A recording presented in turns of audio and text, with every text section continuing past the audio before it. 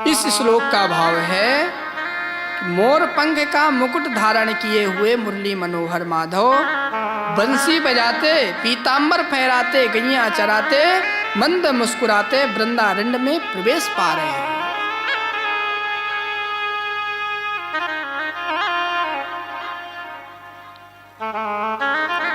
जो सुखदेव जी ने सुना कि वाह, ऐसे मोर मुकुट बंसी वाले हैं, इनसे तो एक बार मिलना चाहिए, बड़ा प्यारा है। बड़े बड़े ब्रह्मज्ञानी जब प्रभु के रूप माधुरी का श्रवण करते हैं तो दीवाने हो जाते हैं। जनक जी जैसे महाज्ञानी विदेह राज जो कहलाते थे, वो राम जी को देखते ही दीवाने हो गए। कहते हैं गुरुजी, इनहि बिलोकत अति अनुरागा, बरबस ब्रह्म सुखहि मनु त्यागा।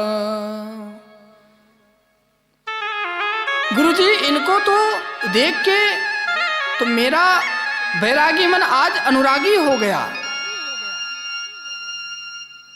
जो मैं नाम रूप को मिथ्या कहने वाला था, आज मैं इस रूप का दीवाना हो गया। यह है राम जी का रूप माधुरी का जादू, यह है सगुण साकार, प्रभु की छवि का चमत्कार। जबरदस्ती चित्त को चुराने वाला चित्त चोर है। राम जी भी विश्व चित्त चोर हैं। कन्हैया तो है ही नमामि चित्त चोरकम। तो जीवों का चित्त चुराने वाले, चुराने के लिए ही तो त्रिभुवन कामनीय रूप धारण करके प्रकट भये। प्रभु ये जीव का विषय चित्त विषयों में चिपका पड़ा है, वहां से हटाना नहीं चाहता। तो भगवान अपनी रूप माधुरी से खींचते हैं उन्हें अपनी ओर। कर सतीति कृष्णा। सुखदेव जी का चित्त भी चिपक गया, खिंच गया, दीवाने हो गए ऐसी रूप माधुरी का स्तवन करने से।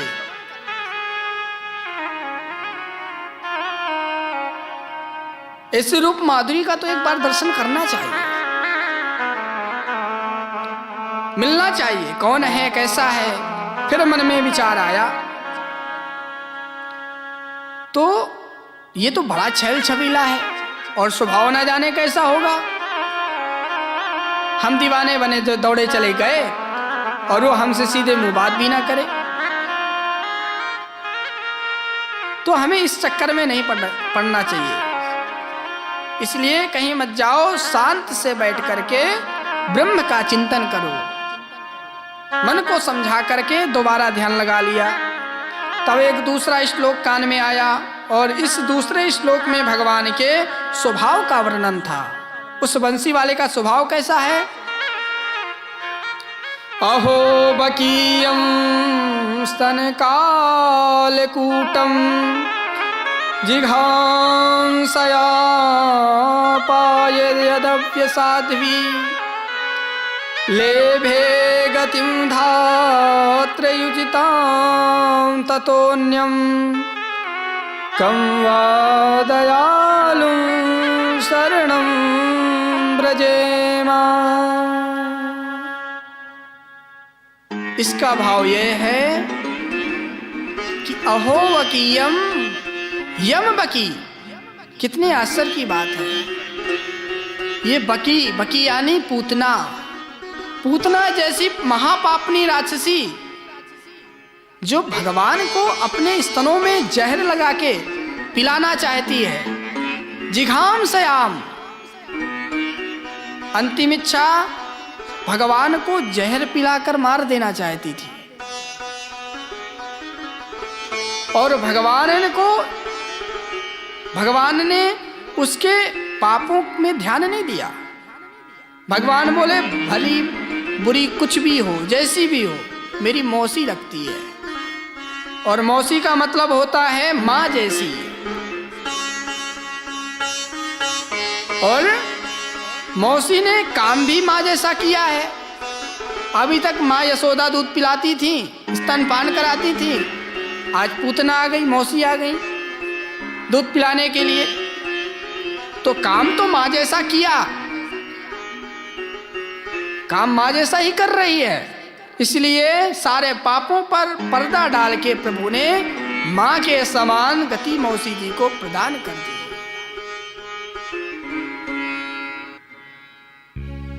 कम्बा दयालु, बोलो ऐसा परम दयालु दूसरा कौन हो सकता है?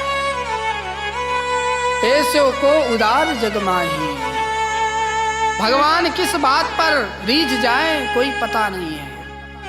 न जाने कौन से गुण पर दयानिधि रीझ जाते हैं, यही हरि भक्त कहते हैं, यही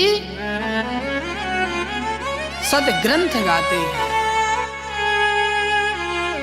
न जाने कौन से गुण पर दयानिधि रीझ जाते हैं।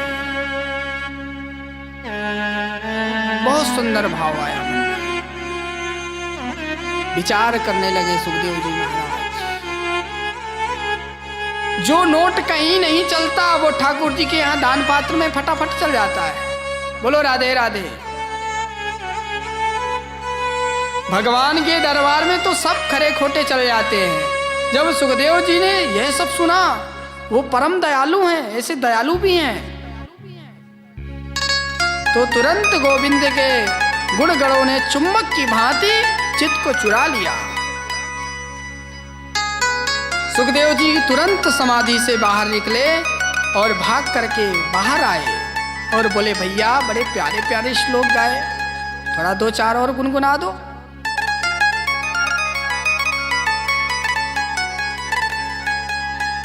तो चेला बोला, हमारे गुरुजी ने बस 2 ही श्लोक सुनाए हैं, हमें सिखाए हैं, हमने तुम्हें वो सुना दिया, अब और ज्यादा इच्छा है सुनने की तो चलो हमारे गुरुजी के पास ले चलो भैया। भाग के आए, व्यास जी के चरणों में प्रणत होके कहा, प्रभु ये प्रसाद मुझे भी मिलेगा क्या?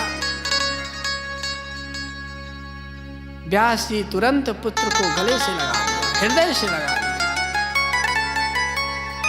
मन में विचार कर रहे हैं कि वाह, ये हमें छोड़ करके भाग गया था,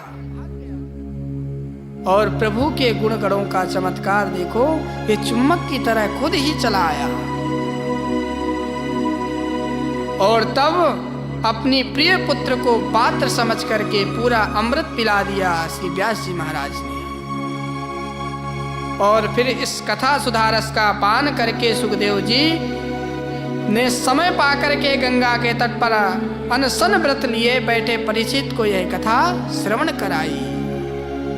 सूत जी कहते हैं श्री शौनकादि जिसे कि सूत जी महाराज, शौनक जी ने परीक्षित को भागवत कथा क्यों सुनाई?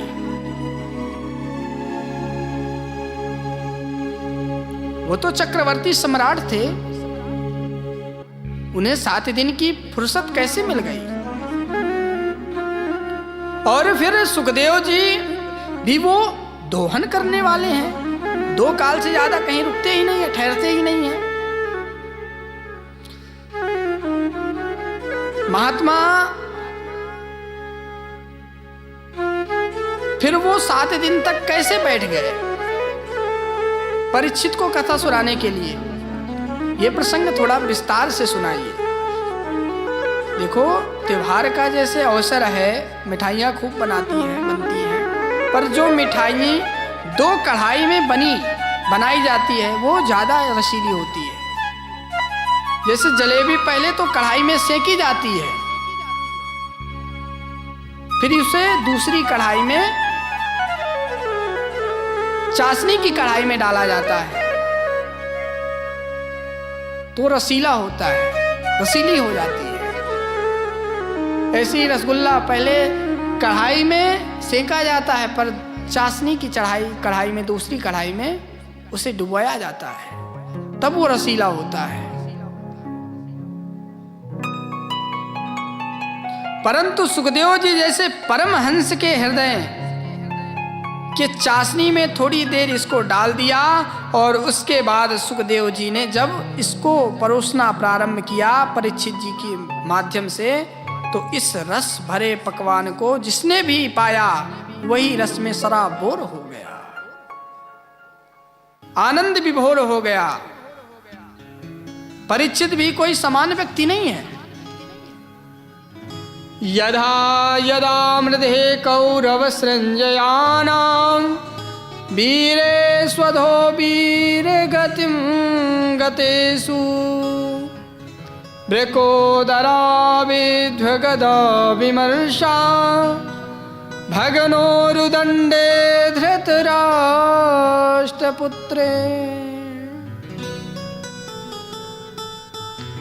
महाभारत के युद्ध में जब सब कौरव मारे गए, अंतिम युद्ध में भीमसेन ने दुर्योधन की जंघा तोड़ दिया, उसे घायल छोड़ दिया। विजय का शंख बाजा के पांडवों ने अपने शिविर में जाने के लगे। तब भगवान बोले, अरे आओ, आज तो विजय महोत्सव मनाएंगे हम लोग बड़े धूमधाम से। युद्ध जीते हैं, युद्ध जीत ही लिया है हम लोगों ने। तो भगवान उन्हें कहीं अन्यत्र लेकर चले गए, पर पांडवों की जो सैया शिविर में थी उस पर द्रौपदी के 5 पुत्रों आकर के सो गए। सभी महारथी पुत्र थे पांडवों के, सर्व एव महारथा। परंतु घायल पड़े दुर्योधन के पास उसका मित्र जब अश्वत्थामा पहुंचा और कहा, मित्र तुम्हारी ये दुख दीन दशा मुझसे देखी नहीं जा रही। एक बात कहूं, मुझे अगर सेनापति बनाया होता तो शायद ये दिन नहीं आते। दुर्योधन बोला, जो होना था सो हो गया, अब तुम मेरे लिए क्या कर सकते हो? वो बोलो क्या चाहते हो? दुर्योधन ने कहा, मित्र हम में से हम 100 भाई थे, पर आज एक भी नहीं बचा। इसमें बड़ा कष्ट इस बात का है कि दुश्मन मेरे 5 भाई थे पर एक भी नहीं मरे, 5 के 5 सुरक्षित हैं। इन 5 में जो तुम अगर एक को भी मार सकते हो तो मुझे मरते मरते बड़ा चैन मिलेगा। देखो, दुष्ट व्यक्ति मरते मरते भी नहीं सुधरता, मर रहा है फिर भी कह रहा है कि बस एक और मर जाए। अश्वत्थामा ने कहा, मित्र मैंने तुम्हारा नमक खाया है, तुम्हारी ये इच्छा जरूर मैं पूरी करूंगा। चल दिया और काकलू कन्याओं से अर्धरात्रि पांडवों के शिविर पर हमला कर दिया। परंतु पांडव तो थे नहीं शिविर में, पांडव पुत्र सो रहे थे शिविर में। उन्होंने उन्हीं के 5 पांडव समझकर उन 5 का सिर काट लिया। भाग कर आया मित्र दुर्योधन, तुम एक सिर मेरे से मांगा था, देखो मैं 5 के 5 सिर काट करके लाया। विश्वास नहीं हुआ दुर्योधन को। जब ध्यान से देखा तो दुर्योधन पहचान गया, अरे अभागे, ये पांडव नहीं, ये पांडव पुत्र हैं। इनसे मेरी क्या बैर थी? इसमें इनको क्यों तुमने मारा? बच्चों को मार करके तूने हमारे वंश में पानी देने वाला भी नहीं छोड़ा। इन बालकों से मेरा क्या बैर था? मेरा बैर तो केवल उन 5 पांडवों से था। दुखी होकर के दुर्योधन तो चल बसा, पर अश्वत्थामा डर के भाग गया कि अब पांडव मुझे जीवित नहीं छोड़ेंगे। इधर प्रातः होने पर जब द्रौपदी को अपने पुत्रों का समाचार मिला तो चीख कर रोने लगी। मातां शिशूनां निधिनं सुतानां निशम्य घोरं परितप्यमाना द्रौपदी की इस व्यथा को देख करके अर्जुन ने गांडीव धनुष उठाया और कहा, देवी दुखी मत हो, जिस दुष्ट ने यह दशा हमारे बच्चों की है, मैं प्रण करता हूं कि मैं उसे तुम्हारे आंखों के सामने मृत्यु दंड दूंगा। और गोविंद के रथ में बैठ करके अर्जुन ने पीछा किया। भागते हुए अर्जुन ने अश्वत्थामा को पकड़ लिया, रस्सियों से जकड़ लिया, घसीट के ले जाने लगे। तो भगवान बोले, पकड़ के कहां लिए जा रहे हो? इसे मारो यहीं, इसको अभी खत्म कर दो। अर्जुन बोले, नहीं, द्रौपदी के सामने मारूंगा, क्योंकि मैंने वचन उसे दिया है। ठीक है, पशुओं की तरह लाते घसीटते पटक दिया द्रौपदी के सामने। ये रहा हत्यारा। बताओ देवी द्रौपदी, क्या चाहती हो? इसको क्या दंड दिया जाए? द्रौपदी ने जैसे देखा तुरंत खड़ी हुई और अश्वत्थामा के चरणों में दंडवत प्रणाम करने लगी। देखने वाले दंग रह गए कि ये क्या हो रहा है। जिस मां के 5 पुत्रों की हत्या हुई हो और हत्यारा तत्काल पकड़ा भी गया, तो मां उसे दंडवत प्रणाम करेगी, बल्कि सिंहनी की तरह उस पर टूट पड़ेगी। गाय कितनी भी सीधी हो, पर उसके सद्यो जात बछड़े को यदि किसी ने ज्यादा परेशान किया तो वो भी सींग मारती है।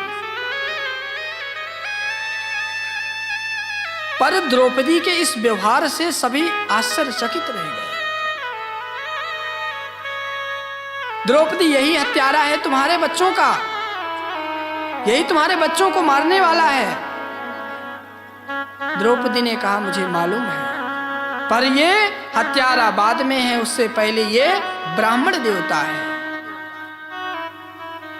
और हमारी परंपरा, हमारा धर्म कहता है कि हम क्षत्रिय हैं, ब्राह्मण को हमें प्रणाम करना चाहिए।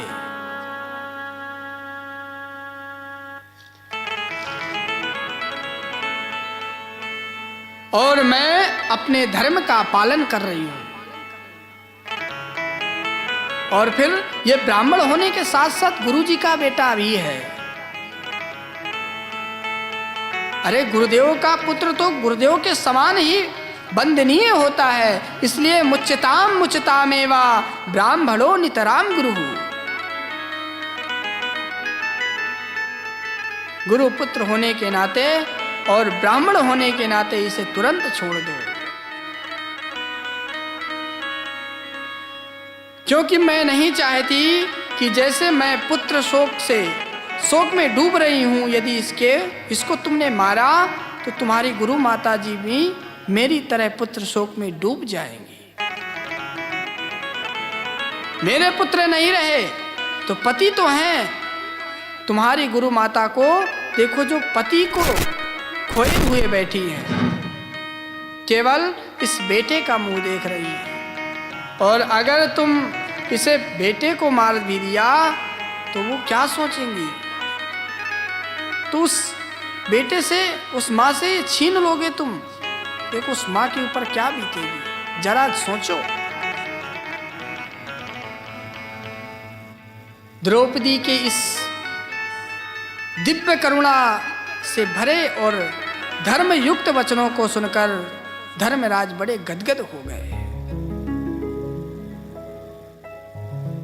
और बोले, द्रौपदी ठीक है कह रही हो। अर्जुन, मैं भी कहता हूं इसे तुरंत छोड़ दो, जो भी होना था हो गया, माफ करो। भीमसेन की आंखें लाल, गदा उठा के गरजते हुए बोला, सब छोड़ दो, पर मैं इसे नहीं छोड़ने वाला, मैं नहीं छोड़ूंगा। गरजने लगा क्रोध में। अर्जुन बोले, हाँ भैया, मैं भी इसे नहीं छोड़ सकता, क्षत्रिय हूं, प्रतिज्ञा कर चुका हूं, प्रण से पीछे नहीं हट सकता। अब समस्या खड़ी हो गई। द्रौपदी युधिष्ठिर जी कहते हैं कि छोड़ दो, और भीमसेन और अर्जुन कहते हैं कि किसी हालत में हम इसे नहीं छोड़ेंगे। अब बोलो मार दिया जाए कि छोड़ दिया जाए? अर्जुन भगवान के पास आए, हाथ जोड़कर बोले, प्रभु ये तो बड़ी समस्या खड़ी हो गई, अब आप ही बताइए हम क्या करें। भगवान बोले कि तुम हमारी बात तो सुनते नहीं हो। ध्यान से जब तुमने पकड़ा था तभी हमने कहा था इसे मार दो, इसकी छुट्टी करो यहीं, तो तुम जबरदस्ती बिना हमारी बात सुने यहाँ घसीट लाए। अब मामला फंस गया ना, अब हम क्या बताएं? बोले प्रभु अब कुछ भी नहीं, कुछ भी करो, समाधान तो आपको ही निकाल सकते हो। भगवान बोले समाधान हम नहीं देते, धर्मशास्त्र देते हैं समाधान। अच्छा आप बताओ शास्त्र इस विषय में क्या कहते हैं? भगवान बोले अर्जुन शास्त्र का तो स्पष्ट उद्देश्य है, स्पष्ट आदेश है, ब्रह्मवर्धनु हंतव्या आतताई वधारणः। ब्राह्मण कितना भी गया गुजरा हो उसे मारना नहीं चाहिए, उसे बिल्कुल भी मारना नहीं चाहिए। तो प्रभु मेरी प्रतिज्ञा का क्या होगा? भगवान बोले नहीं, शास्त्रों में यह भी लिखा है आतताई वधारणः। अत्याचारी कोई भी हो उसे कभी भी जिंदा मत छोड़ो, शास्त्र का आदेश है। किसी भी हालत में इसे छोड़ना मत। अर्जुन ने कहा जय हो न्यायाधीश की महाराज, अभी कह रहे हो कि ब्राह्मण है मारना मत, अब कह रहे हो कि आतताई है, आतंकी है, छोड़ना मत। आप मुझे सुलझा रहे हो या फिर उलझा रहे हो? आपका कहने का मतलब क्या है? आपने तो दोनों बात कर दी। ये टेढ़ी टांग वाले के हर काम टेढ़े मेढ़े ही होते हैं। राम जी का हर काम सीधा और श्याम जी का हर काम टेढ़ा। राम जी का नाम है कितना सीधा, राम, बड़े आराम से कोई भी ले सकता है, और उनका नाम कितना विचित्र है, कृष्णा। बोलने वाले की जीभ लड़खड़ा जाए। प्राय लोग बोल भी नहीं पाते हैं, लोग कृष्ण कृष्ण कहते रहते हैं। नाम से ही टेढ़े, नाम से ही टेढ़े नहीं है, देखने भी टेढ़े हैं। राम जी जहां भी आपको मिलेंगे वहीं सीधे खड़े मिलेंगे, ऊपर से नीचे तक, और श्याम जी को आप कभी भी सीधा देखेंगे नहीं। कमर टेढ़ी, चरण टेढ़े, चितवन टेढ़ी, ऊपर से नीचे तक, मुकुट भी टेढ़ा, ऊपर से नीचे तक जलेबी की जैसे टेढ़े मेढ़े रहते हैं। तो नाम से भी टेढ़े हैं और देखने में भी टेढ़े हैं और बोलने में भी टेढ़े हैं। राम जी सीधे सीधे बात करते हैं और श्याम जी बड़ी टेढ़ी मेढ़ी बात करते हैं। उनकी बात हर व्यक्ति समझ नहीं पाता। अब इसी प्रसंग में देख लो कितना टेढ़ी बात बोल दिया। अर्जुन जैसा चेला चकरा गया। अब क्या कहना चाहते हैं? लीला भी सब टेढ़ी मेढ़ी है। कभी चोर चुरा के, कभी चीर चुरा के भागते हैं, तो कभी चीर बढ़ाने के लिए भागते हैं, तो कभी परम योगेश्वर कहलाते हैं, तो कभी माखन चोर, रास बिहारी, छैल बिहारी कहलाते हैं। इसलिए रामचरित्र परम पवित्र, पर कृष्ण चरित्र महाविचित्र।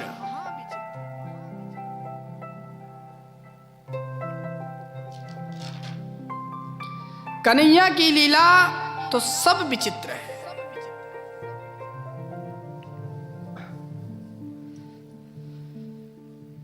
परंतु राम जी को समझे बिना श्याम जी समझ में आने वाले नहीं हैं। अर्जुन भी पक्के चेला थे, प्रभु के तुरंत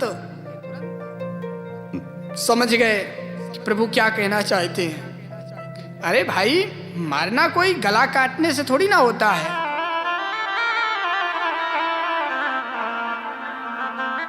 ने किम वधा, वध के कई स्वरूप होते हैं। एक प्रतिष्ठित व्यक्ति को भरे समाज में यदि आपने अपमानित कर दिया, पराजित कर दिया तो बेचारा जीते जी मर जाएगा। मर ही गया वो।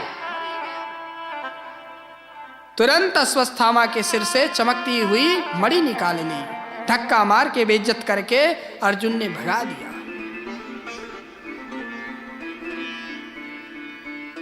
और ये घोर अपमान अश्वत्थामा के लिए मृत्यु से भी बढ़कर था।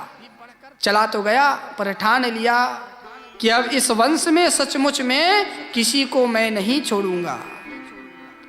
वैसे तो कोई बचा नहीं है, परंतु एक है। कौन?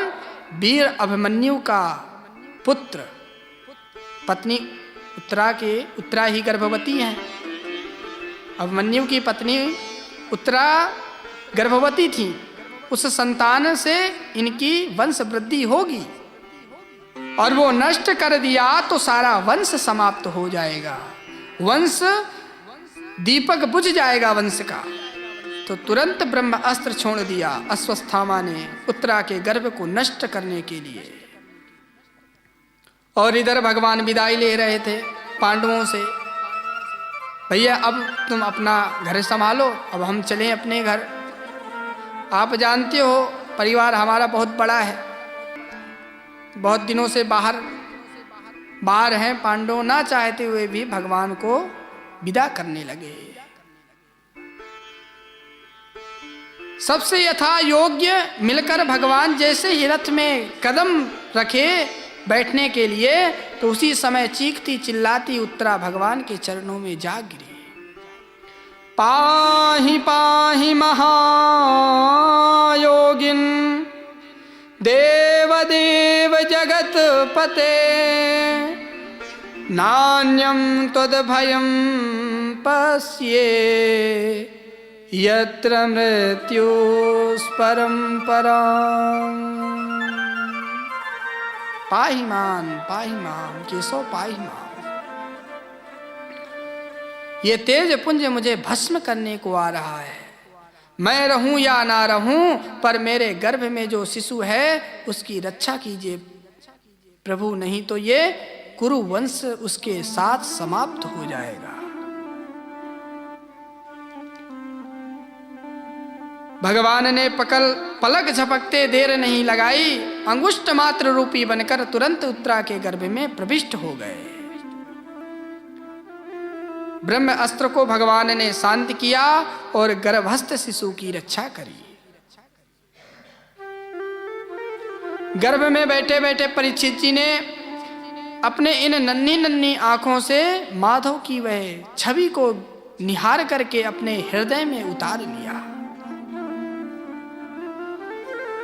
भगवान पुनः प्रकट होकर के मुस्कुराकर देवी से कहा, अब तो कोई कष्ट नहीं है उत्तरा महारानी के, अब आनंद का ठिकाना ना रहा। किन शब्दों में प्रभु का मैं धन्यवाद करूं। प्रभु चलने लगे पर दौड़कर कुंती मैया ने चरण पकड़ लिया। भगवान हाथ जोड़कर बोले, बुआ जी ये उल्टी गंगा मत बहाओ, मैं तो आपका भतीजा हूं, तो प्रणाम करो। प्रणाम मुझे मत करो, मुझे प्रणाम करना चाहिए। कुंती मैया बोली, कन्हैया मैं भतीजे को प्रणाम नहीं कर रही हूं, मैं अपने भगवान के चरणों में प्रणाम कर रही हूं। आप केवल मेरे भतीजे नहीं हुए, और एक प्रार्थना करती हूं प्रभु कि ये थोड़ी देर के लिए आप ये बुआ बुआ करना बंद करो। क्यों? बोले कारण ये है कि मैं जब आपकी महिमा, आपकी भक्तवत्ता को पहचान लेती हूँ, ईश्वर को समझने लगती हूँ, तभी आप बड़े प्यार से बुआ जी, जब आपके द्वारा मैं अपने लिए बुआ जी का शब्द सुनती हूँ तो मैं अपने भतीजे को देखने लगती हूँ कि ये मेरा भतीजा तो है, मेरे भैया का वसुदेव का लड़का ही तो है। और फिर आपकी सारी महिमा को भूल करके सिर्फ भतीजा मान लेती हूँ। इसलिए आप थोड़ी देर के लिए मौन रहिए, अपने हृदय के उद्गार मुझे कहने दीजिए। अच्छा बोलो बुआ। तब कुंती मैया ने 26 श्लोकों में बहुत अच्छी स्तुति गाई है। नमस्ये पुरुषं त्वाद्यम् ईश्वरं प्रकृते परम् अलक्ष्यं सर्वभूतानां अंतर्बहिरिव स्थितम्। बहुत ही प्यारी स्तुति है। श्रीमद् भागवत का जो स्तुति प्रसंग है उसमें बहुत दिव्य भक्तों के भाव भरे रहते हैं और कुंती मैया के भाव वचन सुन करके भगवान बड़े गदगद हो गए। कुंती मैया कहती है कि मेरा प्रणाम सर्वेश्वर प्रभु के चरणों में है, जो सबके हृदय में, सबके बाहर, जो सबके भीतर बाहर रहते हैं, जो सब जगह रहते हुए भी अलक्षम है। अलक्षम सर्वभूतानाम अंतर्बहि अवस्थितम। मैं तो इतना ही जानती हूं कि मेरे भैया वसुदेव भाभी जी का आप बेटे हो, नंद गोप कुमाराया, नंद गोप कुमार बन के ब्रज में क्रीड़ा किए। इससे ज्यादा मैं आपको क्या समझ सकती हूँ। बड़े बड़े महात्मा आपको जान नहीं पाए। उन परमहंसों के हृदय में भक्ति रस का संचार करने के लिए आपका प्रादुर्भाव हुआ है, पर मेरे ऊपर आपकी विशेष कृपा है प्रभु। देवकी के 6 बच्चे कंस ने मार दिए, आपने नहीं बचाए। और इस बुआ के आपके 5 बेटे थे, पर 5 में से एक भी आंच नहीं आने दी। कितनी बड़ी कृपा है आपकी मेरे ऊपर। अब आप मुझे छोड़कर अपने घर जा रहे हो तो अवश्य जा सकते हो, रोकूंगी नहीं, पर जाने से पहले एक वरदान मुझे देते जाओ।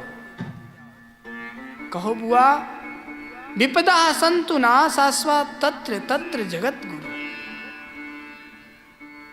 हे जगत गुरु, हे द्वारिकानाथ, बस एक ही वरदान दो कि जब तक इस कुंती का जीवन रहे तब तक जीवन भर सदा संकट पर संकट आते रहे, विपत्ति पर विपत्ति बनी रहे।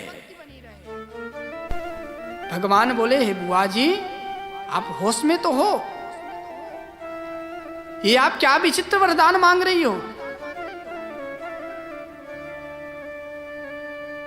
दुनिया के लोग सत्यनारायण की अगर कथा का भी विचरवाते हैं तो सर्वप्रथम पहले मांगते हैं कि सुख संपत्ति घर आवे, कष्ट मिटे तन का। दुनिया तो यही मांगती है और आप विपत्ति मांग रही हो। बुआ, आपको विपत्ति से क्या मिलेगा? तो कुंती मैया कहती हैं, भवतो दर्शनम यत्स्यात् पुनर्भव दर्शनम। इन विपत्तियों में मुझे आपके दर्शन होते हैं।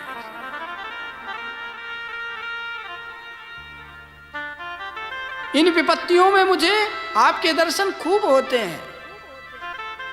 जब विपत्ति आती है तो हम आपको पुकारते हैं और आप हमारी पुकार सुनते ही दौड़े हमारे पास चले आते हो।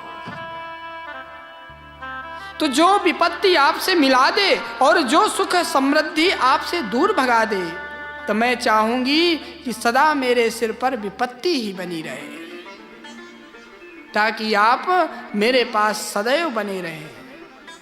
भगवान बोले, बुआ, ये बात है तो सारे कार्य स्थगित, हम कहीं नहीं जाएंगे, आपके पास ही रहेंगे।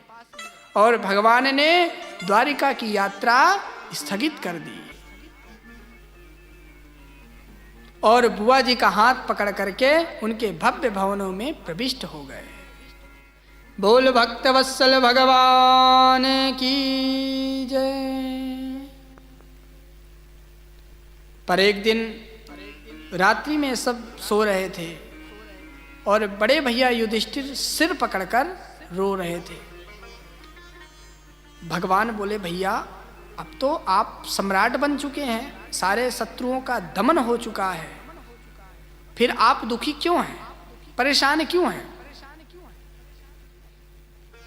धर्मराज युधिष्ठिर जी कहते हैं द्वारिकानाथ जिनको मैंने मारा और जिनको मारकर सिंहासन को स्वीकार किया वो मरने वाले कोई पराये नहीं थे, मेरे ही परिवार के थे, सगे संबंधी थे। मैं जब भी कोई उपलब्धि जीवन में प्राप्त करता था तो जिन परिजनों के बीच में बैठ करके उस उपलब्धि का उत्साहों का हम उत्सव मनाते थे साथ में मिलकर के। आज मैंने महाभारत जैसा युद्ध जीत तो लिया पर उत्सव किसके साथ बैठकर मनाऊं, क्योंकि जिनके साथ उत्सव मनाता था वो तो मैंने खो दिए। युद्ध की विधिसिता किसी के हित में नहीं रहती। हारने वाला तो सब कुछ खो ही देता है पर जीतने वाला बहुत कुछ गंवा देता है। कारगिल का हमने युद्ध जीत तो लिया पर कितने अपने वीर सैनिकों को शहीद करने के बाद कितने वीरों का बलिदान हो जाता है युद्ध में। इसलिए युद्ध किसी भी पक्ष में हो हितकारी नहीं होता, ये तो अंतिम परिणाम होता है। जब कोई भी विकल्प ना बचे तब युद्ध होता है। मैंने इस सिंहासन के लिए ही तो अपने बंधु बांधवों का वध कर दिया। इस युद्ध में भगवान छात्र धर्म का बहुत उपदेश देके समझाने का प्रयास किए पर कुछ भी समझ में नहीं आया। तो प्रातः होने पर भगवान पितामह भीष्म के पास पहुंचे जो सरसैया पर समर भूमि में सो रहे थे, लेटे थे। पांडवों ने जाकर किया प्रणाम। पितामह भीष्म ने नेत्र खोलकर देखा तो गोविंद पर दृष्टि गई तो गदगद हो गए। प्रभु आप आ गए। एक अंतिम निवेदन मेरा सुन लीजिए, मैं आपकी ही प्रतीक्षा कर रहा था भगवान, बहुत प्रतीक्षा करा के पधारे हो प्रभु, तो थोड़ी सी प्रतीक्षा मैं आपसे भी करवाना चाहता हूं। सदैव देवो भगवान प्रतीक्षताम कलेवलं यावदिदं हिनोन्यं प्रसन्न हासारुणलोचनोल्लसन् मुखाम्बुजो ध्यान पतश्चतुर्भुजः। हे प्यारे, अहम यावत् इदं कलेवरम न हिनोमि तावत् भवान प्रतीक्षताम। जब तक इस शरीर को त्याग कर मैं इस संसार सागर से चला ना जाऊं तब तक आप मेरे सामने ऐसे ही खड़े रहना। भगवान ने सोचा ये तो इच्छा मृत्यु का वरदान लिए बैठे हैं, कहीं 1-2 साल के लिए कार्यक्रम स्थगित कर दिया, कैंसिल कर दिया तो हमारी तो तगड़ी छुट्टी ड्यूटी लग जाएगी। कब तक खड़े रहेंगे? तो मुंह लटका करके भगवान बोले अच्छा दादाजी जैसी आपकी इच्छा।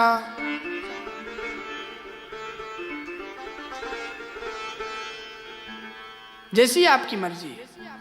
भीष्म बाबा बोले लटका हुआ मुंह नहीं देखना, आपका तो प्रसन्न हासा ऋण लोचनोल्लसा। हे प्रभु जब तक खड़े हो मस्त मुस्कुराते रहो, मुंह मत लटकाओ, क्योंकि आपकी मुस्कान में बड़ा जादू है।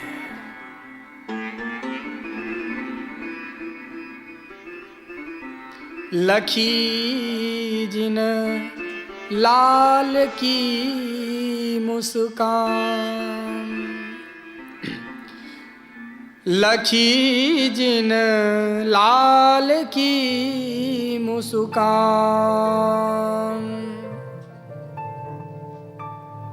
तीनहि बिसरी वेद विधि, सब योग संयम ज्ञान। लखी जिन लाल की मुस्कान। नेम व्रत आचार पूजा, पाठ गीता ज्ञान।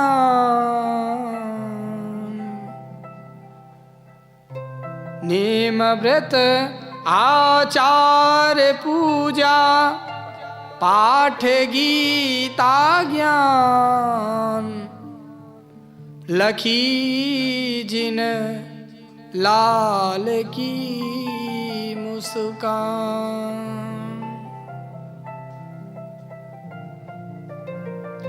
एक बार जो माधव की मधुर मुस्कान को निहाल ले, उसको देह गेह का नेह समाप्त हो जाता है।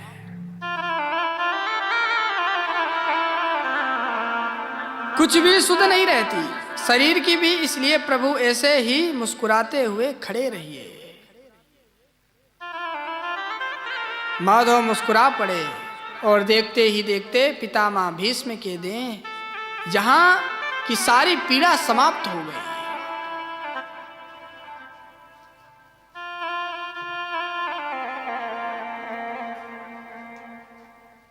युधिष्ठिर जी विबुध प्रसन्न किए। पितामह भीष्म ने उनके उत्तर दिए। राज धर्म, दान धर्म, मोक्ष धर्म, स्त्री धर्म, सभी धर्मों का मर्म जब समझ में आया, तब युधिष्ठिर जी का शोक समाप्त हुआ। अर्जुन को विषाद हुआ तो भगवत गीता प्रकट भई गोविंद के मुख से, और युधिष्ठिर जी को जब विषाद हुआ तो भीष्म गीता प्रकट हुई पितामह भीष्म की वाणी से। और सारे उपदेश का सार एक सूत्र में पितामह ने प्रकट कर दिया। श्रूयतां धर्म सर्वस्व श्रुत्वा चैव वधार्यताम् आत्मतः प्रतिकूलानि परेषां न समाचरे। सभी धर्मों का सार एक शब्द में सुन लीजिए। क्या? जो आपको व्यवहार अच्छा नहीं लगता, आपसे व्यवहार जो करे और आपको अच्छा न लगे, बस वही व्यवहार आप दूसरों से करना छोड़ दीजिए। ये सब बातों का सार है। परंतु हम जब अपने दुकान पर बैठ के किसी को चूना लगाते हैं, डांडी मारते हैं, तो बड़े खुश होकर के घर पहुंचते हैं कि आज बहुत गजब की दुकानदारी चली, बहुत बढ़िया कमाया धन आज। और जब कोई हमको ही चूना लगाता है और 40 के चीज 400 में पकड़ाता है, और जब हमें बाद में पता चलता है तो 4 दिन तक उसे गाली देते हैं। नंबर 1 का ठगिया है, दुष्ट है, पापी है। बताओ, हमको ही चूना लगा दिया। क्योंकि आप जब ठगे तो आपकी कमाई, और जब आपको कोई ठगे तो वो उसकी दुष्टता। ये कैसे भाई? जो चीज, जो वस्तु आपको पसंद नहीं है, वो आप किसी दूसरों को क्यों दे रहे हैं? दूसरों को साथ क्यों करते हैं?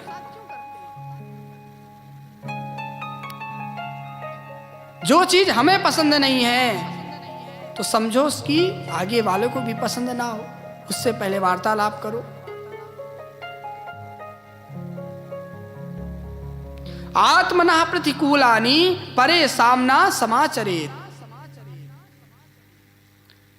तो जो व्यवहार तुम्हें अपने प्रति नहीं अच्छा लगता, आप भी दूसरों से वो व्यवहार मत करो। ये सभी धर्मों का सार है। जब सांस चिल्लाती है जब सास चिल्लाती है तो बहू को कितना परेशानी होती है। मेरी सास मुझे प्रेम से सांस भी नहीं लेने देती, उसकी इच्छा से ही सांस मेरी चलती है, इसलिए पक्की सास है। पर वही बहू खुद से जब सास बन जाती है तो फिर अपनी रोल में वो अपने आप आ जाती है, फिर भूल जाती है कि सास कभी बहू बनी थी। बोलो राधे राधे। सारी बातें भूल जाती है। तो आत्मना प्रतिकूलानि परे सामना समाचरित। पितामह भीष्म को लगा कि अब चल देना चाहिए, प्रभु सामने खड़े हैं। तो बहुत प्यारी स्तुति भीष्म पितामह ने गाई, बहुत दिव्य श्लोकों से स्तुति की। इति मतिरूपकल्पिता वितृष्णा भगवती शाश्वत पुंगवे विभूम्नि स्वसुरमुपगते क्वचिद्रहन्तुं प्रगतिमुपेयुषि यत्प्रवाह त्रिभुवन कमलं तमालवर्णं रविकरगौरवराम्बरं दधाने वपुरलककुलावृतानि नाब्जं विजय सखेरतिरस्तु मे नवाद्या। पितामह भीष्म के ये बहुत प्यारी स्तुति है। अथ से प्रारंभ होता है और इति पर विश्राम किया जाता है। पर भीष्म बाबा ने स्तुति इति से प्रारंभ की है।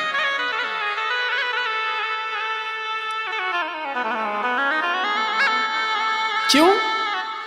बोले सरकार, अब मैं जो बोल रहा हूं उन शब्दों का बस अब इति है, लास्ट है। इसके आगे मैं कुछ कहूंगा नहीं, कुछ बोलूंगा नहीं, क्योंकि अब मेरे श्वासों का भी इति है। अब मैं जाने वाला हूं और आपके मुख चंद्र का दर्शन करके जा रहा हूं, इसलिए अब आने जाने का भी कोई भय नहीं है। इति है इसका भी, आने जाने का भी इति है, लास्ट है। अब लौट के कभी आना नहीं है। पर इन सब की इति होने से पहले एक इच्छा मेरे मन में है, हम चाहते हैं उसे भी पूरा करके जाएं। क्या? बोले बिटिया के हाथ पीले नहीं कर पाया, बिटिया कुंवारी रह गई। भगवान बोले बाबा हाथ तो तुम्हारे भी पीले नहीं हुए, तुम्हारा विवाह हुआ ही नहीं है, फिर बिटिया कहां से आ गई? कैसी बेटी? किस बेटी का विवाह है? विवाह की चिंता है? भीष्म बाबा ने कहते हैं जिनके बच्चे नहीं होते वो गोद भी ले लेते हैं, और गोद लिया हुआ बच्चा उन्हीं का बालक कहलाता है। तो हमने अपना विवाह तो किया नहीं, बच्चे कोई है नहीं, पर कन्या दान करने का मन हुआ तो एक बिटिया हमने भी गोद ले ली थी, मान ली थी। परंतु इतनी सुंदर मेरी बिटिया है कि इसके लिए मैंने बहुत खोजा, इसके अनुरूप कोई वर मुझे नहीं मिला। भगवान बोले ऐसा कौन सी उसमें विशेषता है कि भाई दुनिया भर में उसके लिए कोई वर नहीं मिला? कौन है? दिखाओ भला, हमें जरा भाई बताओ उसकी विशेष क्या है। वर माने श्रेष्ठ होता है। वर शब्द का अर्थ है श्रेष्ठ। तो बिटिया का वर जब उससे श्रेष्ठ नहीं होगा तो कहां मजा आएगा? उसका पूर्ण समर्पण नहीं उसमें होगा, पुष्ट नहीं उसके भाव होंगे। अच्छा तो ये बताओ तुम्हारी बिटिया का नाम क्या है और उसकी योग्यता क्या है? फिर हम बताते हैं। बोले इति मति, बोले ये जो मेरी मति है इसी को मैं अपनी बेटी मानता हूं। योग्यता क्या है? बोले वितृष्णा, इसमें किसी भी प्रकार की तृष्णा नहीं है। ये दुनिया में किसी को भी देख नहीं सकती, कोई भी तृष्णा नहीं है इसमें।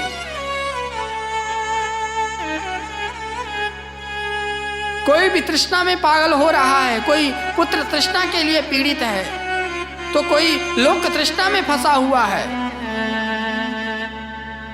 सुत बित लोक ईसना तीनी, के मत इन कृत न मलिनी।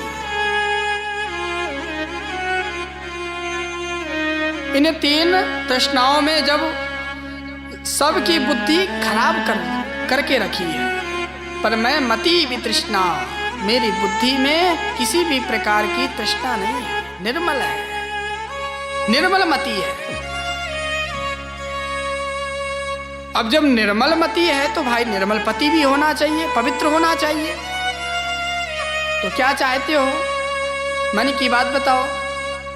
पितामह भीष्म से कहते हैं, भीष्म कहते हैं प्रभु अब तो जाने से पहले एक ही इच्छा है कि मेरी मति की को आप अपनी श्रीमती बना लो। बोलो राधे राधे।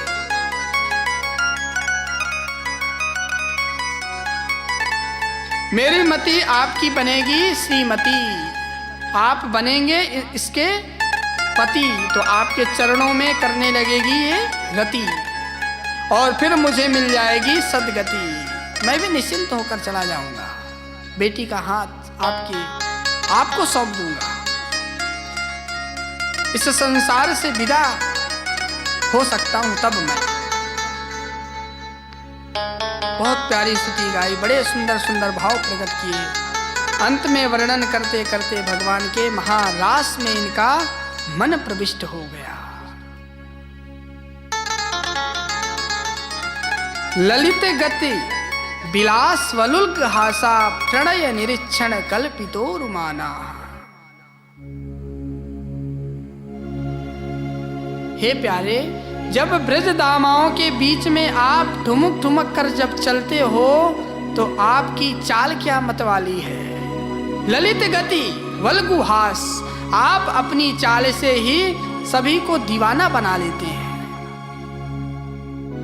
और चाल से अगर कोई बच भी जाए तो वल्गुहास, थोड़ा सा उसको देख करके मुस्कुरा जाते हो।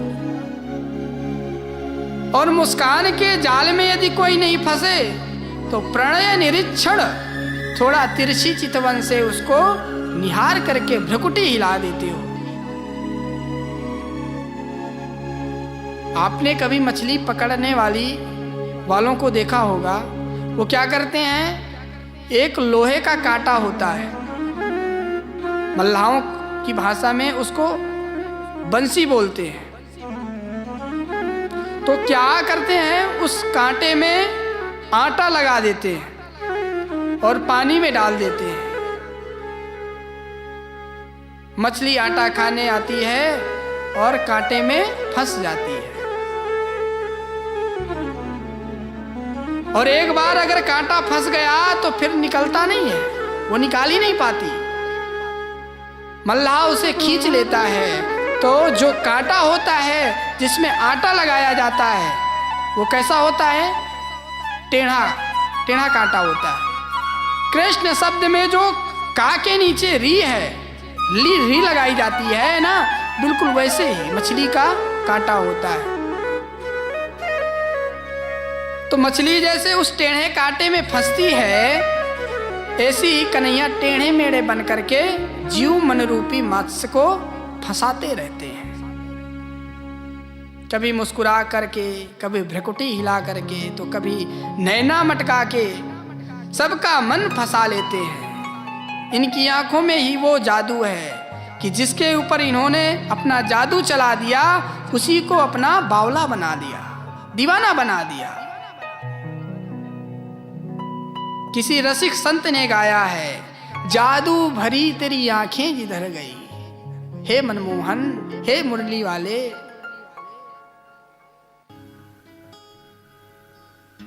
माधव की भ्रुकुटी रूपी इस कटारी से जो घायल हो गया तो दुनिया में उसका कोई इलाज नहीं है। ऐसी भगवान की रूप माधुरी का वर्णन करते करते पितामह भीष्म प्रभु का चिंतन स्मरण करके देह त्याग करके भगवान के परम पद को प्राप्त हो गए। बोल भक्त वत्सल भगवान की जय। द्वादश महाभागवतों में एक श्री पितामह भीष्म भगवान भीष्म थे। भगवान पुनः पांडवों से विदाई लेके द्वारिका के लिए प्रस्थान किए। सौनक जी बोले, महाराज हमारा प्रश्न यह था कि परीक्षित ने भागवत क्यों सुनी, और आप परीक्षित के बारे में ही बताने वाले थे। आप तो परीक्षित को छोड़ करके द्वारिका में चले गए, द्वारिकाधीश की महिमा गाते गाते खो गए। बात तो आपकी अधूरी रह गई। तब सूत जी को होश आया, परीक्षित का ध्यान आया और बोले, क्या करे ऋषियों, ये कृष्ण की कथा इतनी चटपटी है जो एक बार चर्चा छिड़ जाए तो मन उधर से हटता ही नहीं, हटना चाहता ही नहीं। चलो अब ध्यान से सुनो। समय पाकर के उत्तरा के गर्भ से बालक ने जन्म लिया। ब्राह्मणों ने जात कर्म संस्कार किया। बढ़िया बढ़िया उनकी प्रशंसा महिमा गाई, नाम दिया विष्णुराज। पर ये बच्चा जिसकी भी गोद में जाता तो उसी का मुंह ताकने लग जाता। क्यों?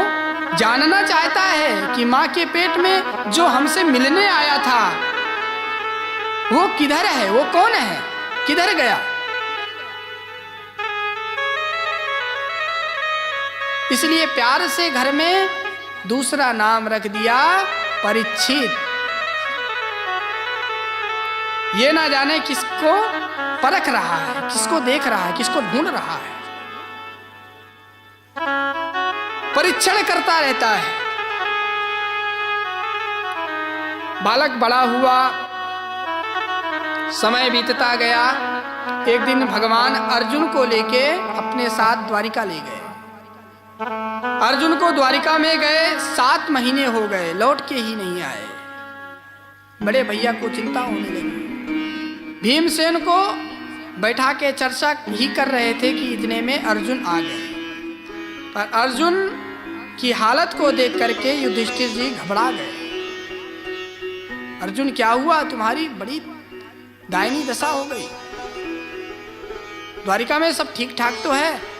जब द्वारिका की कुशलता का प्रश्न पूछा तो चरणों में गिरकर बड़े भैया के गिर पड़े, बड़े भैया के। और अर्जुन ने यदुवंश का सारा संहार का पूरा प्रसंग सुना दिया। जैसे सुना कि भगवान परम धाम को चले गए, यह सारा यदुकुल नष्ट प्राय हो गया, तो पांडवों ने कहा अब हमें भी नहीं रहना। कुंती मैया तो तत्काल सुनते ही शरीर त्याग दिया।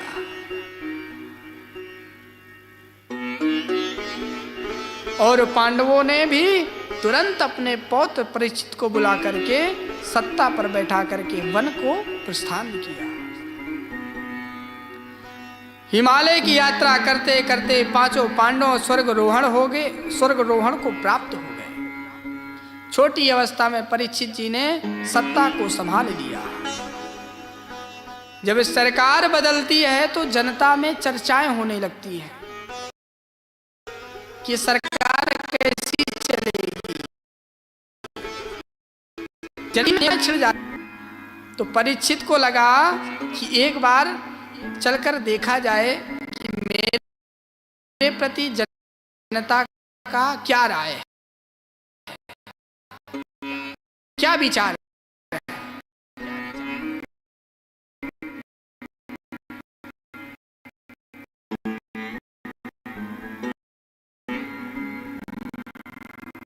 तो भेष बदल करके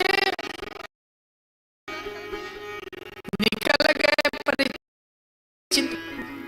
कोई कहता है भाई अभी तो बच्चा है, उम्र छोटी है, अनुभव कुछ कुछ नहीं है, आ देगा। बच्चा है कि अरा हुआ है कि उन्हें सीख लिया, आचार्य जी के सीख लिया ना, उस वीर अभिमन्यु का पुत्र है।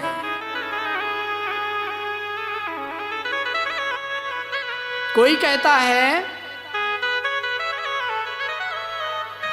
कि इनके दादाजी का जी कम थे, थोड़ी ना थे। वो स्वयं प्रभु जिनके सारथी बन करके उनका घोड़ा हाँकते थे, ऐसे अर्जुन के पौत्र हैं। देखना सरकार बहुत बढ़िया चलेगी। ऐसा कहकर सब चर्चाएं कर रहे थे। परीक्षित जी को मन में ही मन सुन करके विचार आता है कि मेरे पितामहों का कितना नाम है, लोगों की उनके प्रति कितना विश्वास है, कहीं मेरे द्वारा इस कीर्ति में कोई कलंक ना लग जाए। घूम रहे थे, सुनते हुए कि एकदम अचानक गाय बछड़े को मारता हुआ एक दुष्ट दिखाई पड़ा।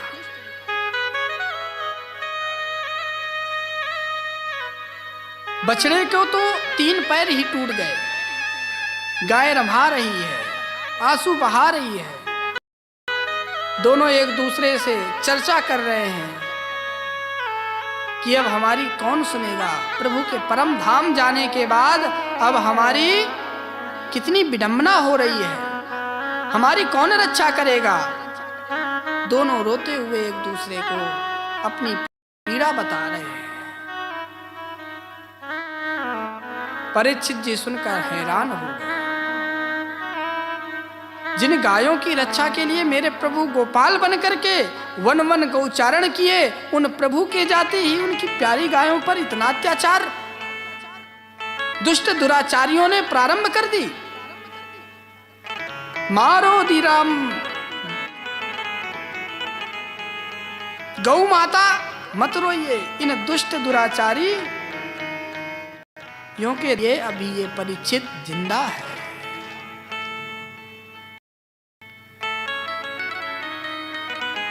और तलवार निकाल के जो मारने के लिए आगे बढ़े तो वह दुष्ट तुरंत अपना मुकुट उतार के चरणों में लेट के त्राहिमाम करने लगा।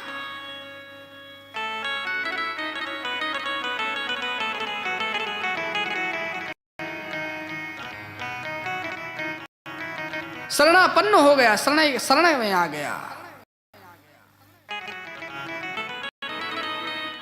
और जो शरण में आ जाता है तो क्षत्रिय रक्षा करते हैं, उसे मारते नहीं हैं।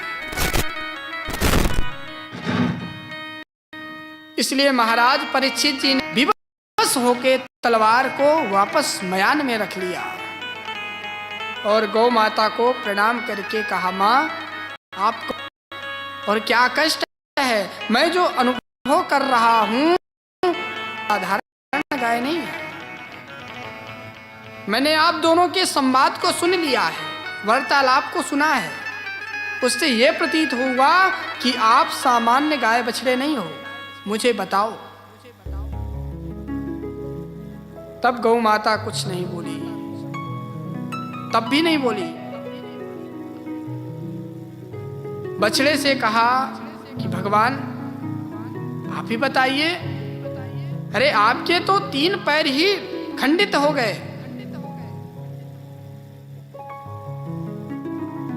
आपके साथ किसने अन्याय किया। बछड़ा बोल पड़ा, महाराज हम अपनी दीन दशा को किसको दोष दें, किसे दोष ठहराएं।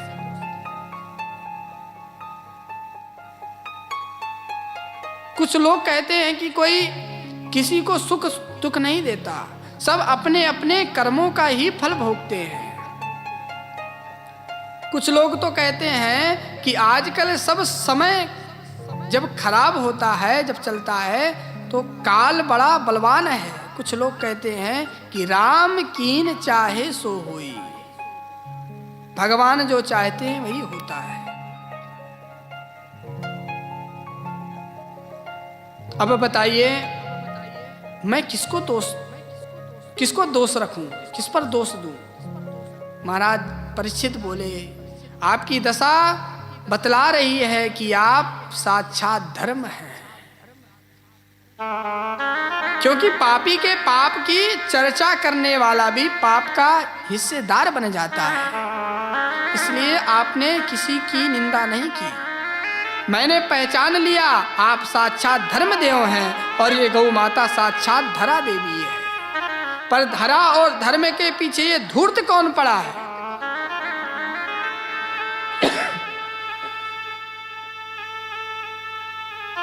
ये हमको नहीं मालूम चल रहा।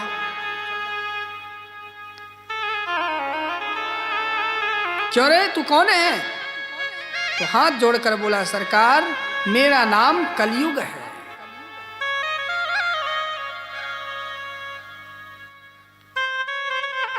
अरे दुष्ट, तू मेरे राज्य में कैसे घुस आया? निकल मेरे राज्य से बाहर। कलयुग को जोर से डांटा। कलयुग बोला, बाहर निकल के जाऊं कहां प्रभु? सारी धरती तो आपकी है, आपका राज्य चलता है। मैं मानता हूं कि मुझ में भी बहुत बुराइयां हैं, पर उसमें भी सरकार एक विशेषता भी बड़ी जोरदार है। क्या? यद फलम नास्ति तपसा न योगेन समाधिना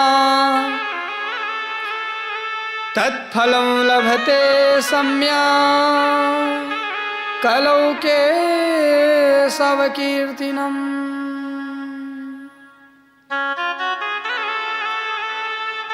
अन्य युगों में जो यज्ञ करके दान करके जो फल मिलता था, वो मैं केवल हरि नाम संकीर्तन से ही जीवों को उपलब्ध करा देता हूं। ये सबसे बड़ी मेरी विशेषता है। महाराज परीक्षित इस गुण पर रीछ गए। चलो एक विशेषता तो है, पर सबसे जोरदार है। तप करना साधारण बात नहीं है। पंचाग्नि में तो हम क्या तपेंगे, लाइट चली जाए तो हाहाकार मचता है। तब सबसे नहीं हो पाएगा। दान देने की इस सामर्थ्य सब में नहीं होती, पर भगवान के नाम में तो कुछ भी खर्चा नहीं है और कोई कठिनाई भी नहीं है। बैठे बैठे नाम जपते रहो, क्या परेशानी है? जीभ ही तो हिलानी है और फल उतना ही मिलेगा जो घोर तपस्या करके और यज्ञ करके और दान करके जो मिलेगा। कलयुग में हर चीज में मिलावट हो रही है। आप अगर यज्ञ भी करोगे तो वैदिक विद्वान ब्राह्मण नहीं मिलेंगे, कहां से लाओगे? जिसका मंत्र शुद्ध हो। और वैदिक विद्वान ब्राह्मण मिल भी गए कदाचित, तो शुद्ध सामग्री कहां से लाओगे? पता चला घी में क्या मिल गया, हर चीज नकली मिलने लगी। तो जब तक सात्विक शुद्ध नहीं होगा, घी शुद्ध नहीं होगा, मंत्र शुद्ध नहीं होगा, तब तक यज्ञ शब्द शुद्ध कैसे होगा?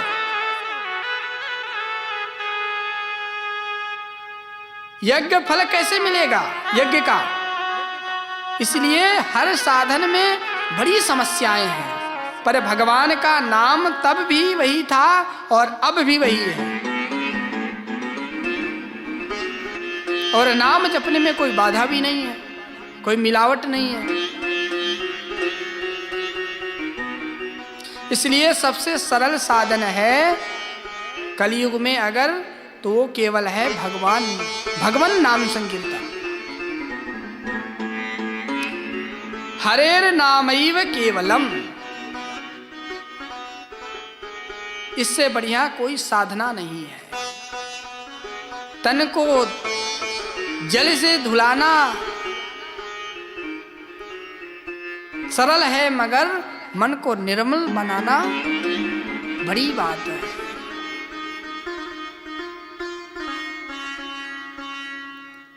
कोशिशें चाहे लाखों करे कोई, ऐसा दृष्टांत आता है। और साथ ही साथ भगवान ने कलयुग को आरक्षण भी दिया है।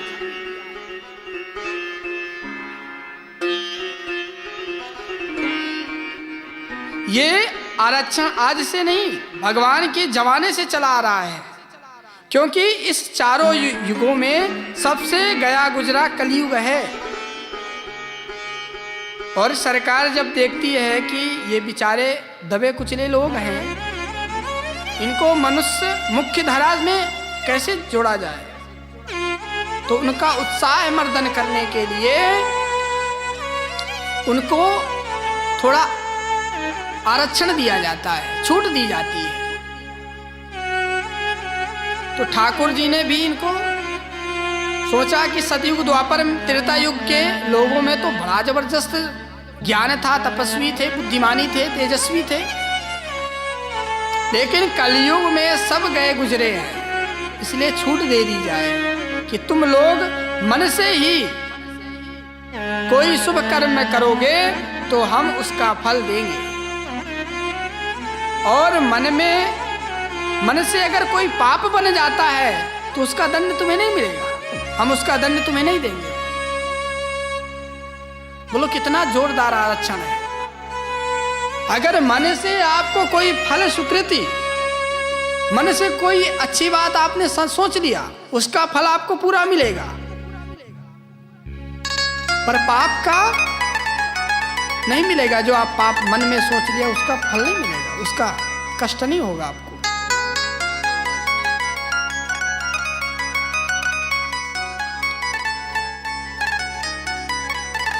मानस पुण्य होए नहीं पापा, मन से किए हुए पाप तो नहीं माने जाएंगे, पर मानसिक कोई पुण्य हो जाए मन से तो उसका फल तुम्हें प्राप्त होगा। अब बोलो, आंख बंद करके बद्रीनाथ जाओ या केदारनाथ चले जाओ, मनीराम जी को कहीं जाने में देर थोड़ी ना लगती है।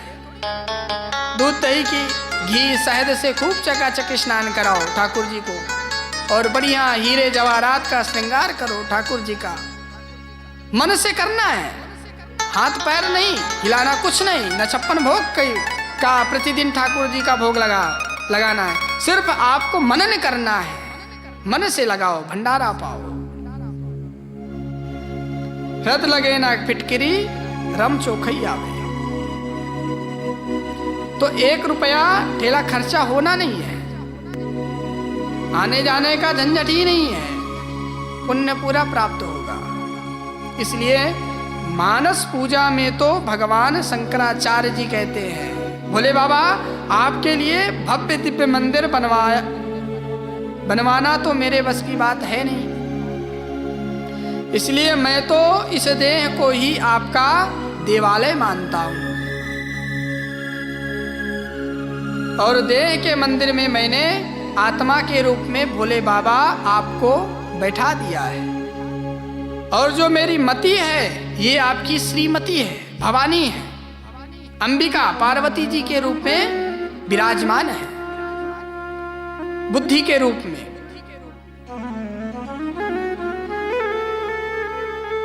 पार्वती जी हैं और आत्मा के रूप में आप हो, और शरीर आपका मंदिर है। पूजा कैसे करूं? तो दिन भर में जो मैं खाता पीता हूं वही पूजन की सामग्री है, जो इस मंदिर में चढ़ाता रहता हूं। इधर उधर जो घूमता हूं यही आपकी परिक्रमा लगाता हूं। जितनी भी बातें करता हूं यही आपके स्तोत्र पाठ करता हूं। और तान दुपट्टा रात में सो जाता हूं, यही आपकी समाधि लगा लेता हूं। इसलिए हे भोले बाबा, इस शरीर से जितने कर्म किए जाते हैं ये सब कुछ आपके ही आराधना है, आपकी ही पूजा है। कितनी बढ़िया पूजा है। शंकराचार्य जी के शब्दों से सुने, आत्मा हम आत्मा तुम गिरिजामतिम सहचरा प्राणा शरीरम ग्रहम पूजाते विषयोपभोग रचना निद्रा समाधि स्थिति संचारः पदयो प्रदीक्षण विधि सोत्राणि सर्वा गिरो यद्यत् कर्म करोमि तदखिलं शंभु तवाराधनम्।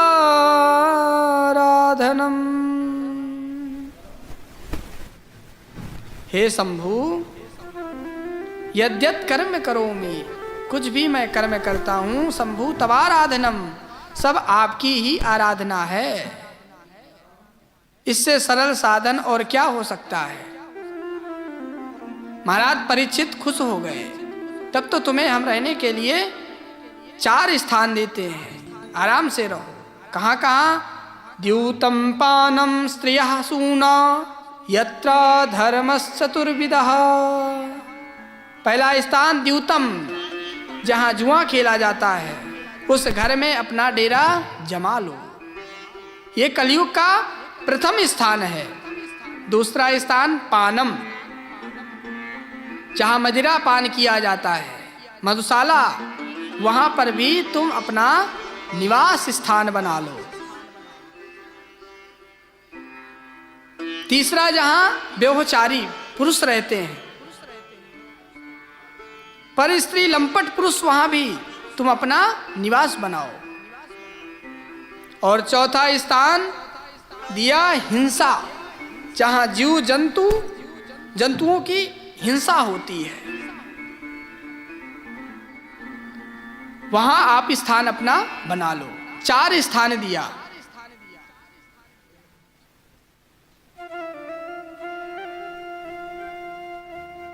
आप लोग उत्साहपूर्वक उत्सव मना रहे हो और जानवरों के जीवन में तमाम छाया हो, जो काटने वाले हो, वो तुम्हारा उत्सव किस काम का? जो इतने जीवों पर छुरा चला करके उनके घर में मातम मना करके आप अपने घर में महोत्सव मना रहे हो। इसलिए जहां हिंसा होगी वहीं कलयुग का पक्का वास होगा। 4 स्थान दिया।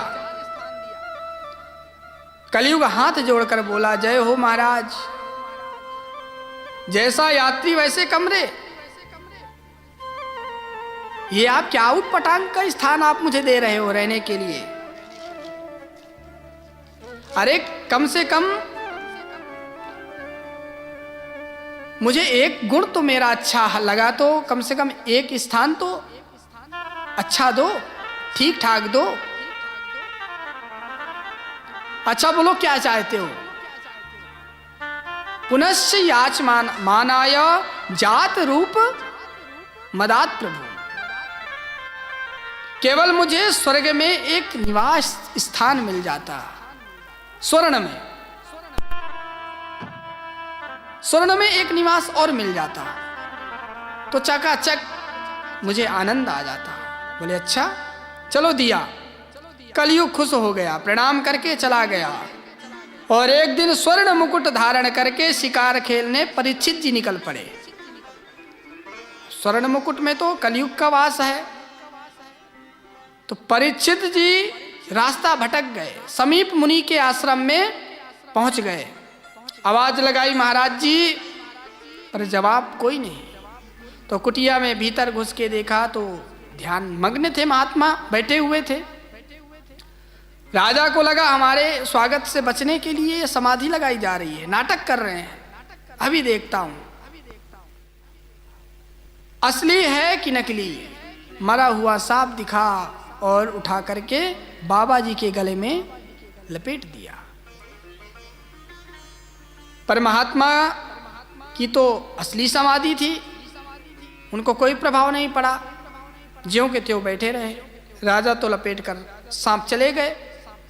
पर यह दृश्य एक बालक ने देख लिया और भाग करके गया समीप पुत्र के पास और उससे खबर दिया। ऋषि कुमार सुनते ही क्रोध में आ गए, भड़क गए। कौशिक्या उपस्पृश्या वाग वज्रम विसर्जसा। कौशिकी नदी का जल हाथ में लेकर भयंकर श्राप परीक्षित को दे दिया। इति लंघित वर तच्छका सप्त में हनि दांग छेत स्म कुलांगारम नोदितो में तदादुदम।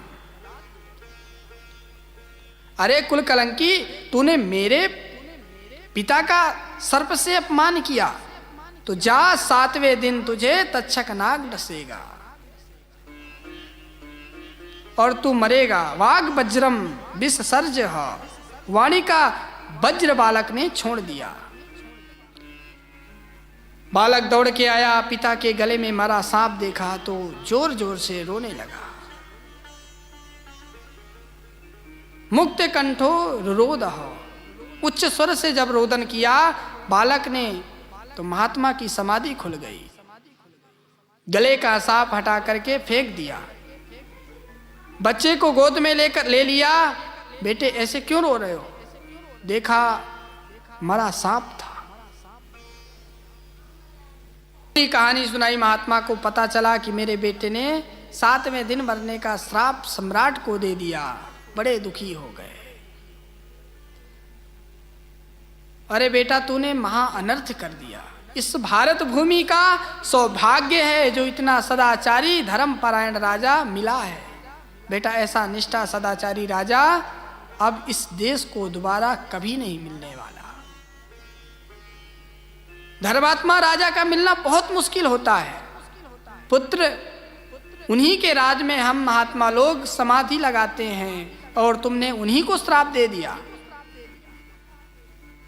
जाओ, अब राजा को कम से कम खबर तो दे दो।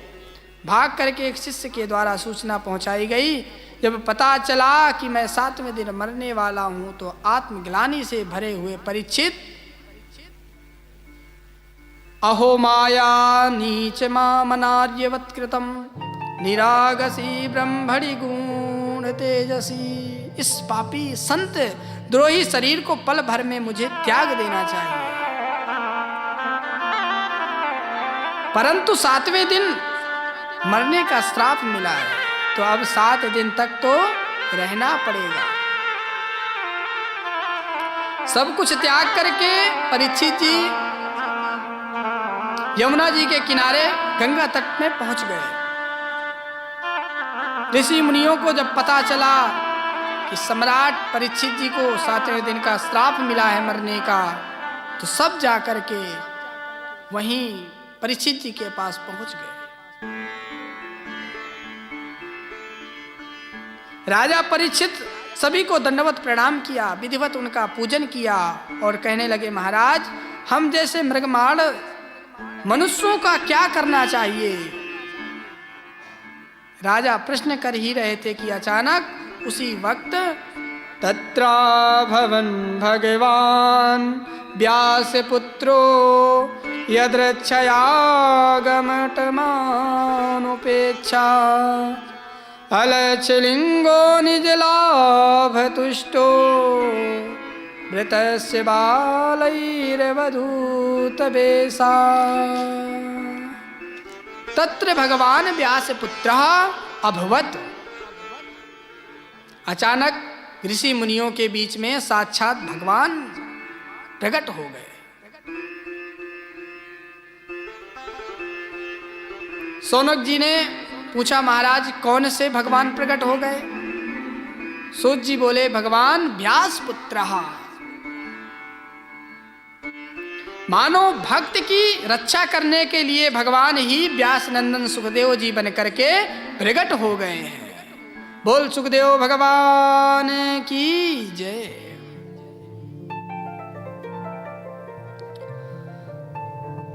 आवश्यक नहीं कि भगवान आप पर कृपा करने के लिए मुरली मनोहर माधव बनकर ही आए, न जाने किस भेष पर नारायण मिल जाते हैं। ठाकुर जी किसी भी रूप में आ सकते हैं कृपा करने के लिए। आज परीक्षित पर भगवान व्यास नंदन सुखदेव के रूप में कृपा बरसाने के लिए पधारे हैं। परीक्षित ने पूजन किया, वंदन किया और निवेदन किया कि हे भगवान, ये शाम सुस्मणात् पुंसाम सद्या शुद्ध्यन्ति वैग्रहा किम पुनर्दर्शन स्पर्श्या पाद शौचासनादि भी। महाराज, जिन संतों के स्मरण करने से ही पाप धुल जाते हों और उन संतों का अगर प्रत्यक्ष दर्शन और शरणामृत प्राप्त हो जाए तो उसका तो कल्याण हो जाएगा। उसके कल्याण में क्या संशय। मैं बता नहीं सकता आपके दर्शन से मैं कितना कृतार्थ अनुभव कर रहा हूं। मुझे यह समझ में नहीं आ रहा कि मुझे श्राप मिला है या वरदान मिला है।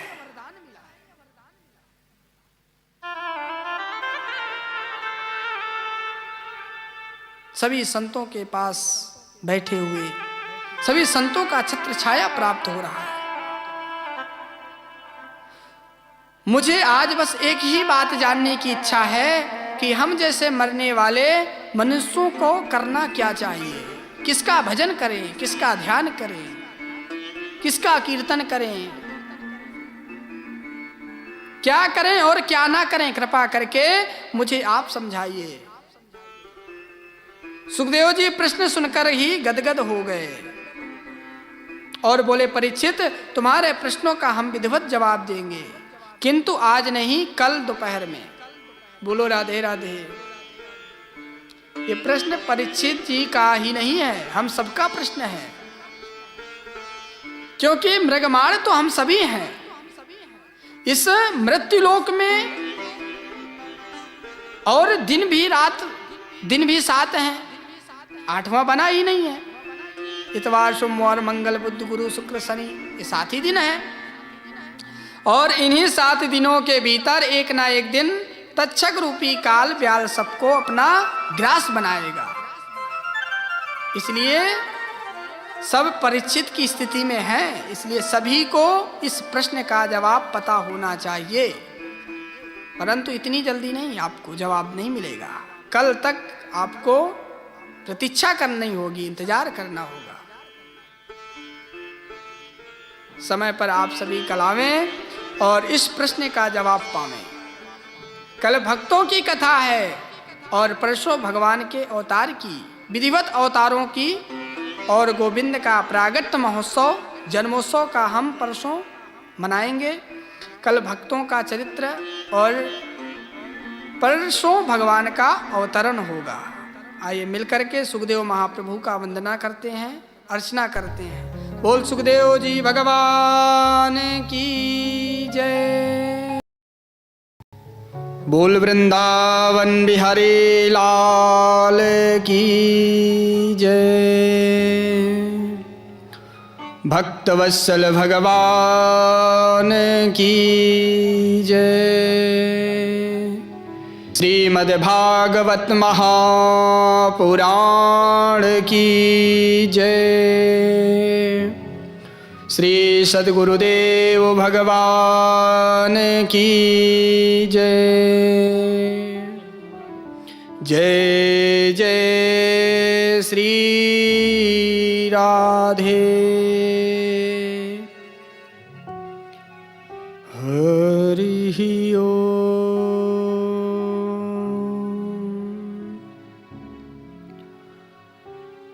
नमः परमहंसा सवादित चरण कमल चिन्ह मकरंदाय भक्तजन मानस निवासाय श्री रामचंद्राय